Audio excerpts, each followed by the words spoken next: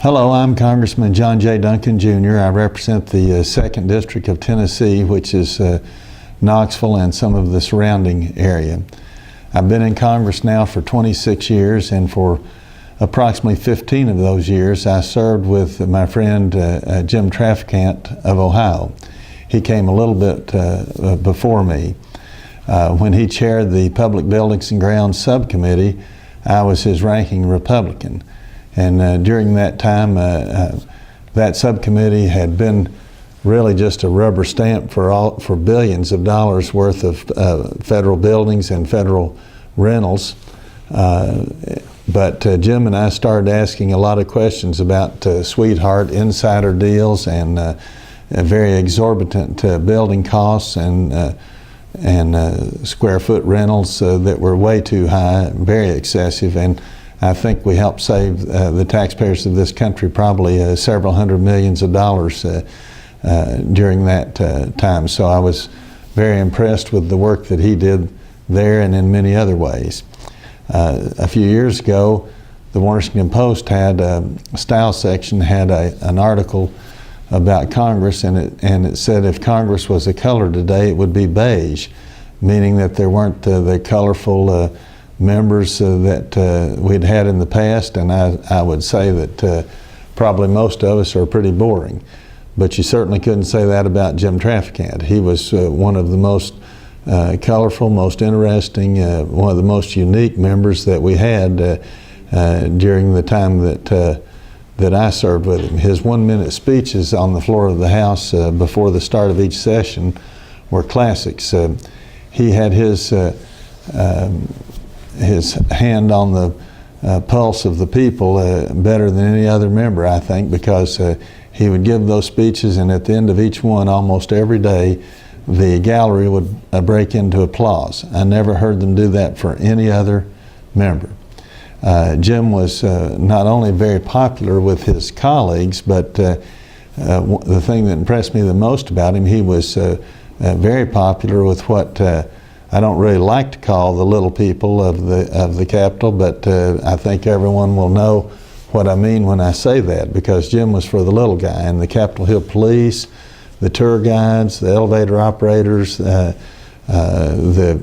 clerks and so forth, they loved Jim Traficant, and I think he loved them.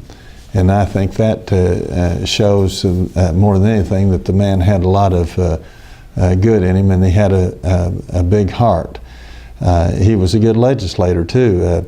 I know that he convinced Chairman Bill Archer of the House Ways and Means Committee to come up with a taxpayer Bill of Rights legislation to help the little guy out when they had to take on the gigantic, powerful IRS. Very important legislation. When I chaired the aviation subcommittee, he convinced me to put in a $4 million project for the Youngstown Airport, because he convinced me that the project had merit and that his hometown needed some help. He always had first and foremost in his mind and in his work the people of Youngstown and the Mahoning Valley area. He represented them always. He didn't care about getting a lot of publicity on some highfalutin, complicated type things, because he was a down-to-earth kind of guy. I admired his courage too when he took on the case for John DeManick. I don't think any other member of Congress would have taken on that fight, but in the end the Israeli Supreme Court ruled that Jim was right in what he did in that regard. I remember one time Larry King, for several years, he had a very late night radio program in addition to his TV show. And he asked Jim Traficant to be on there one time and asked him to bring a Republican, and he brought me. And on one of the breaks, one of the advertising breaks in the show, Larry King laughed and said next time he was going to invite 2 other people, because he thought that Jim and I were too friendly with each other, and he wanted, I guess, a Democrat and a Republican who would shout at each other. Jim, unfortunately, he made some mistakes. All of us have made mistakes. and he had to be punished for his mistakes, but that didn't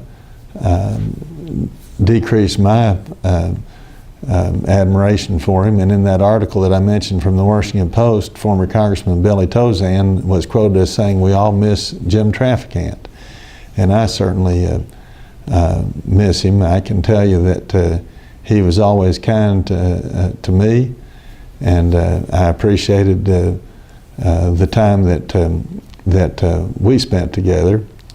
And I hope that the people of Youngstown and the surrounding area will know that I believe, at least in my opinion, Jim Traficant did a lot more good than bad.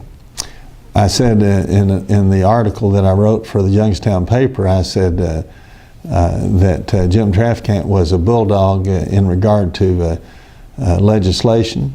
He was very popular with his colleagues, as I mentioned, although he was obviously not very popular with the leadership because he went his own way. He was very independent.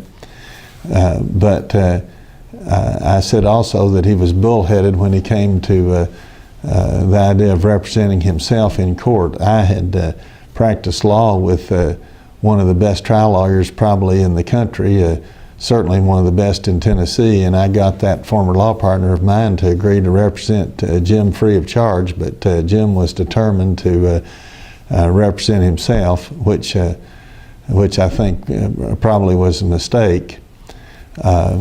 And I had this friendship with Jim Traficant, even though he and I were probably as different as night and day. I mean, I've lived in East Tennessee all my life. Jim Traficant, of course, was from the Youngstown area. I'm a Republican. He was a Democrat. I know that you know, I was a criminal court judge for 7.5 years before I came to Congress, and it's to put it lightly, Jim didn't care much for judges. So we were very, very different, but I thought he was a very special man, and I'm very sorry and saddened by his passing. Thank you very much.